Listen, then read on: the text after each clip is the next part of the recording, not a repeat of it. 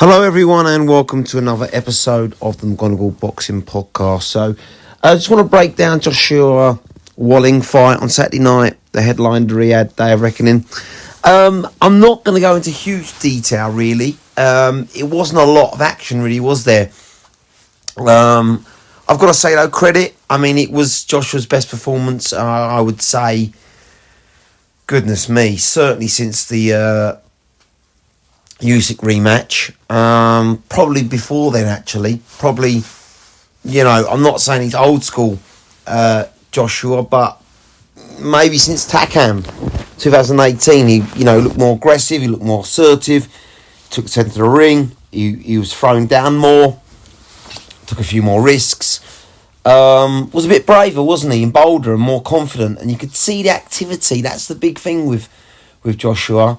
I think, obviously that's his third fight now. Fourth fight, including the Usyk loss, within a year. And it shows, it's a big thing, activity, And that's one thing that Wilder obviously was sadly lacking against Parker. Inactivity. But, I'm not going to jump on the bandwagon and say, oh, Joshua's back, the old Joshua. I mean, it's an improvement. And there was a step in the right direction. And Joshua's still youngish enough, 34, 35 next year, to have a good run. He is. But I still think he had Wallin, badly hurt in round 5 with a beautiful check hook. One that's obviously put a lot of fighters away, including Povetkin. But he was quite tentative to go in for the real finish, which is the old Joshua. If you watch him, say, against Dillian White or Dominic Brazil, he's just all over them. And he wasn't like that. So there's still a little bit of tentativeness, if you ask me, in finishing a fighter. He still was a little bit standoffish. But listen, it was an improvement. And I think under Ben Davison, he's certainly going in the right direction compared to his last two trainers. Certainly with Garcia, which I was disappointed with.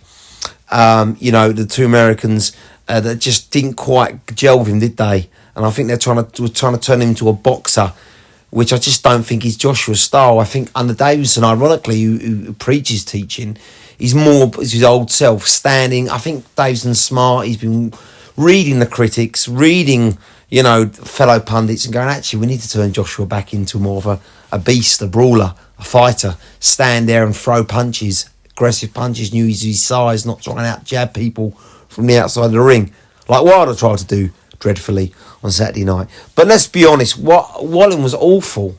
I mean, he looked fleshy, he looked out of shape, his tactics were all wrong. I mean, against Gassiev, he was a slick mover. Even against Fury, he was kind of moving well. He just tried to stand and trade with a heavy puncher, with a guy that outweighed him, was stronger than him. The tactics were dreadful. It's almost like he knew he was out of shape and thought, I haven't got the cardio to dance around and move like he did against Gassiev. It's almost like he cashed in his big paycheck. Very disappointed with Wallin. And he says it all, he quit on his stall, didn't he, really, after round 5. So, I mean, I know he got a bad cut over his right eye due to the hook from Joshua, but even so, he was very, very poor. So I'm not going to jump on the bandwagon and go, oh my God, Joshua's back, let's get Usyk on, let's get Fury. I think it's too early.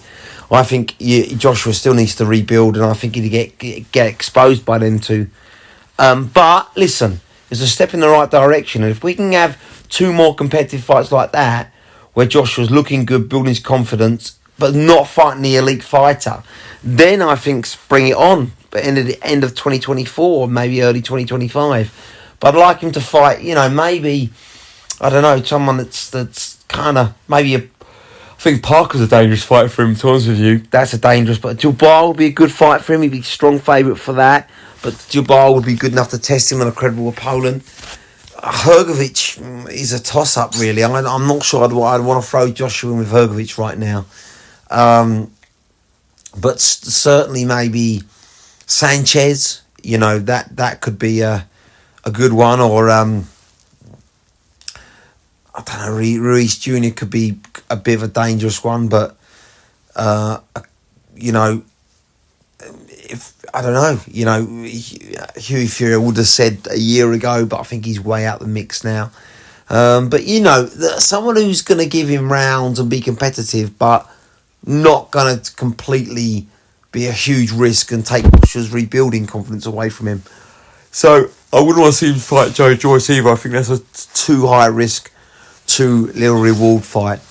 But I think Chisora's over the hill. So I think the matchmaking needs to be careful now. It needs to be strategic. I mean, maybe, you know, I say like the tall Europeans coming up would be a good fight. They're not going to beat Joshua, but give him rounds. But, you know, that's Eddie Hearn's job. And to be fair to Eddie Hearn, he normally gets the job done with matchmaking. I think this was a very clever move, you know, matching up with Wallin. I think they knew deep down that Wallin wasn't going to beat Joshua. And, you know, I think the turnaround between the Garcia fight was probably what's caught Wallin there, because he'd come in out of shape and looking awful.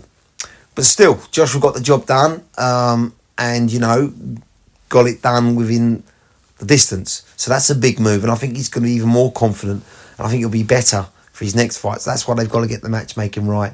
And like I say, 2 more wins like that, then I think, wow, he's going to be ready for that title shot again. But you no need to rush, and obviously Usyk and Fury are getting older, and we don't know how much they're going to take out of each other. I mean, look at how much Fury's taken out of Wilder, ultimately. So, yeah, I think it's going to be a good 2024. And Joshua's in a much better position now than he was going into 2023. So it's all positive. For Wallin, it's difficult, isn't it? He needs to rebuild, but I mean, you know, he's always been at fringe world level, and he's going to stay that way. So I think he's going to be more of a gatekeeper now for the young guns, like the Sanchez coming up, even the Hughie Fury, who needs a big year, who wants to test himself, or Dubois. You know, these kind of people that are trying to get to that final world title shot will probably go through Wallin as the gatekeeper now. But I mean, on that performance, he's on the slide. It's a shame because he really rebuilt himself, especially against Gassiev, but that was not the 2019 Wallin who fought Fury. That was a poor imitation. So he needs to really go back, get himself in shape and train hard, because that's not good enough. But credit Joshua. Like I say, another move in the right direction. That's 3 wins on the bounce now. You know, the Franklin fight looked bad at times. There's no question about that. Helenius, he got the job done. He looked tentative, but he got the knockout. And this was certainly the best performance since his rebuilding of the Usyk defeat. So, credit. He's stepping in the right direction. But, like I say, no need to rush. 1 or 2 more fights around that level will be perfect. And then at the end of 2024, early 2025, get back to fighting for the world title honours. But job done for Joshua. As for Wallin, for me, he's a gatekeeper now. But he needs to really work on his conditioning and his dedication, because you cannot rock up like that in a big money fight in that condition. And ultimately, he was slow and he got found out because of it. But anyway, that wraps up my Riyadh breakdown.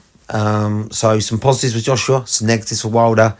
But it's very interesting times now in the 2024 moving into heavyweight division. Let's see how it plays out. Starting, of course, with the big one, Fury Usyk. And I'm sure Joshua will be eagerly watching that. All right, guys. Catch you soon. Bye.